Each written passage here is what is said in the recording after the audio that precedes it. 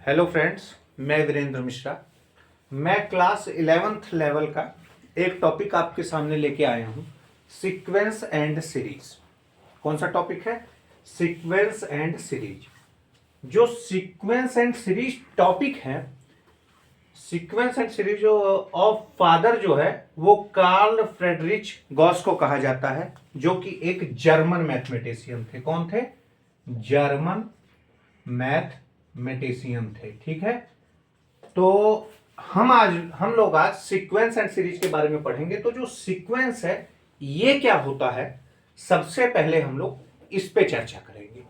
तो सीक्वेंस कुछ नहीं है, सीक्वेंस बस एक मैप है। क्या है? एक मैप है, एक फंक्शन है जो कि कहां से होता है?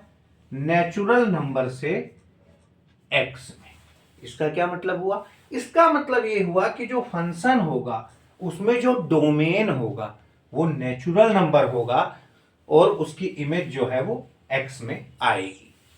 मतलब क्या कि इसके डोमेन में हम लोग नेचुरल नंबर के ही एलिमेंट लेंगे, जो क्या होंगे? 1 2 3 4 5 डैश डैश डैश। ठीक है, जैसे sequence is a function. Sequence क्या है? एक फंक्शन है। जैसा मैंने आपको बताया कि सीक्वेंस एक मैप है। whose domain is natural number.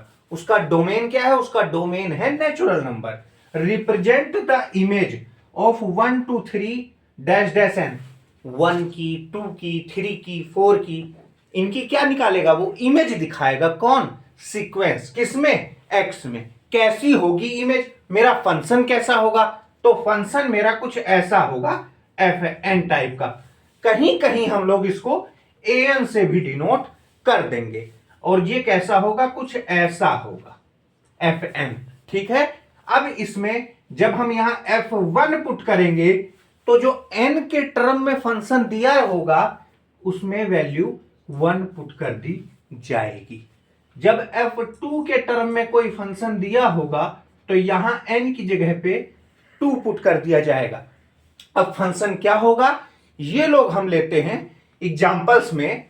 एक चीज और देख लेते हैं कि रियल सीक्वेंस क्या होता है। क्या देख लेते हैं कि रियल सीक्वेंस क्या होता है? तो जो रियल सीक्वेंस होता है इसमें जब ये x जो है, जो हम ये मैप ले रहे हैं f such that n tends to x, तो जो ये x है अगर ये हमारा रियल नंबर हो जाए, क्या हो जाए? रियल नंबर हो जाए, मतलब हमें जो इमेज मिले किसकी? इस मैप की, वो कहां मिले? रियल नंबर में मिले, तो जो हमारा सीक्वेंस हो जाएगा वो रियल सीक्वेंस हो जाएगा। तो चलिए अब हम लोग चलते हैं एग्जाम्पल। तो जैसा कि हमने कहा कि हम लोग एग्जाम्पल में समझते हैं, तो एग्जाम्पल में fn हमने एक एग्जाम्पल लिया 2025 चल भी रहा है। तो फंक्शन हमने समझा क्या था कि n से r x में, और यही x जब r हो जाएगा तो रियल सीक्वेंस हो जाएगी, और डोमेन हमारा यहां नेचुरल नंबर था।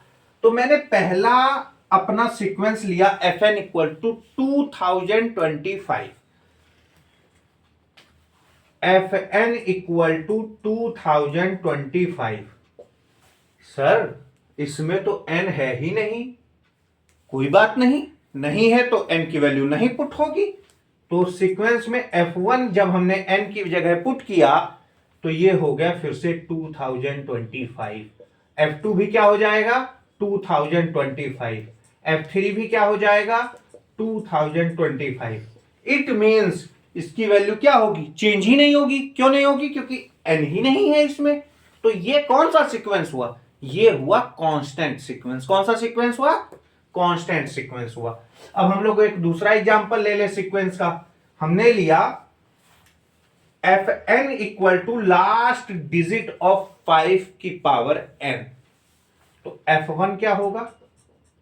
5 की पावर 1 हो जाएगा। f2 क्या हो जाएगा? 5 की पावर 2 हो जाएगा। और 5 5 जा 25, और लास्ट डिजिट के लिए हम लोग 10 से डिवाइड करेंगे। तो 25 को 10 से डिवाइड करेंगे तो हम लोग क्या आएगी? जो यहां पे कितना बचेगा? 5 आ जाएगा हमारा, है कि नहीं? तो यहां पे हम लोग डायरेक्ट लिखते हैं कि 5 5 जा 25, और 20 गया तो 5 आया। तो यहां पे 5 वैल्यू आ गया। क्यों? क्योंकि फंक्शन क्या कह रहा है, लास्ट डिजिट ऑफ 5 की पावर n। तो लास्ट डिजिट यहां पे हम लोग ले रहे हैं, क्या ले रहे हैं, लास्ट डिजिट 5 की पावर 1। ऐसे ही लास्ट डिजिट ऑफ 5 की पावर 2, ये क्या है, 5 है। F3 में लास्ट डिजिट ऑफ 5 की पावर 3, 5 5 जा 25, 25 5 जा 125, फिर से क्या आ गया, 5 आ गया। मतलब क्या, यहां पे 5 की पावर n है, क्या है, 5 की पावर n है, लेकिन जैसे जैसे हम 1 पुट कर रहे हैं, 2 पुट कर रहे हैं, 3 पुट कर रहे हैं, बार बार आंसर क्या आ रहा है, 5 ही आ रहा है। मतलब क्या, ये भी एक कांस्टेंट फंक्शन ही आया है। समझ में आया? और इस कांस्टेंट फंक्शन के साथ साथ ये कांस्टेंट सीक्वेंस भी है। क्या है, कांस्टेंट सीक्वेंस भी है। क्यों? क्योंकि ये इसकी इमेज हमेशा क्या आ रही है, एक ही नंबर आ रही है। क्या आ रही है? तो ये वो फंक्शन है जो कि कांस्टेंट सीक्वेंस है कि नहीं? तो इसको हम कहेंगे कि ये कांस्टेंट सीक्वेंस है। क्या है, कांस्टेंट सीक्वेंस है। तो हमने एक कांस्टेंट सीक्वेंस का ये एग्जांपल देखा, ये एग्जांपल देखा। अब हम लोग चलते हैं दूसरे पे। तो इसमें हम लोग क्या देख पा रहे हैं कि हमने ये सीक्वेंस ली fn इक्वल टू 2 की पावर n। जब हम f1 पुट करेंगे तो 2 की पावर 1 मतलब 2, f2 में 2 की पावर 2 मतलब 4, f3 में 2 की पावर 3 मतलब 8, और f4 में ये लास्ट डिजिट, इसकी भी हम लोग कौन सी देख रहे हैं, लास्ट डिजिट देख रहे हैं, लास्ट डिजिट ऑफ 2 की पावर n देख रहे हैं। तो f1 में 2 की पावर 1 की लास्ट डिजिट क्या हुई, 2 हुई। अब ऐसे f4 पे आ जाओ तो 2 की पावर 4, लास्ट डिजिट ऑफ 2 की पावर 4 मतलब 2 2 जा 4, 2 जा 8, 2 जा 16, तो 6 आया। अब f5 पे आओ, 2 की पावर 5, ये आएगा 32। कितना आएगा, 32। फिर से क्या आ गया, 2 आ गया। एक्चुअली होगा क्या, जब हम f की पावर 6 f6 करेंगे तो 2 की पावर 6 और यहां जाएगा 4। मीनिंग क्या है कि 2 4 8 6 2 4 8 6 2 4 8 6, ये बार बार रिपीट होता जाएगा। मतलब क्या कि जो ये सीक्वेंस है ना, fn equal to last digit of 2 की पावर n, इसमें जो मेंबर आएंगे कौन कौन आएगा, इसमें आएगा 2 4 6 8। इस तरीके से इस सीक्वेंस में नंबर आएंगे। इसके बाद अगर हम लोग बात करें ऐसे ही किस सीक्वेंस की, fn equal to a plus n minus 1 into d की। ठीक है, तो इसमें फर्स्ट टर्म क्या होगा, f1, वो क्या हो जाएगा a, क्योंकि 1 माइनस 1 0। f2 क्या हो जाएगा, a प्लस डी। f3 क्या हो जाएगा, a प्लस 2d। f4 क्या हो जाएगा, a प्लस 3d। इस तरीके से ये सीक्वेंस बढ़ती चली जाएगी। ठीक है, ये एक स्पेशल टाइप की सीक्वेंस है जिसको हम लोग अर्थमेटिक प्रोग्रेशन में भी पढ़ेंगे। तो अभी इसको रोकते हैं इस चीज को, और हम लोग खाली सीक्वेंस के बारे में जानते हैं। एक सीक्वेंस और है हमारी, fn equal to a r की पावर n। इसमें f1 क्या होगा, a r की पावर n माइनस 1, सॉरी, तो a r की पावर 0 मतलब a हो गया।